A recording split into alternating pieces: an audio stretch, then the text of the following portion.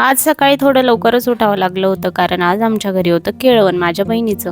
तर त्याचीच तयारी सुरू झाली होती. आत्यांनी इथं मस्त शेवभाजी बनवली होती आणि नानी बघत होती की कशी बनवली ते, आणि माझं चाललं होतं की ह्या भिंतीला डेकोरेशन करायचं की ह्या भिंतीला. तर फायनली मी ही भिंत ठरवली आणि डेकोरेशनचं होतं नव्हतं ते सगळं सामान घेऊन बसले. तोपर्यंत आत्या बोलल्या की मी तुमच्यासाठी पेज करते. तर मग माझ्या आणि नानीसाठी आत्यांनी मस्त पेज बनवली आणि लगेच मी डेकोरेशनला लागले. तर 4च फुलांच्या माळा लावून झाल्या, तर तोपर्यंत काना उठला आणि त्याला लगेच आंघोळ घालायची होती. तर त्याची मालिश केली आणि त्याला आंघोळीसाठी नेलं.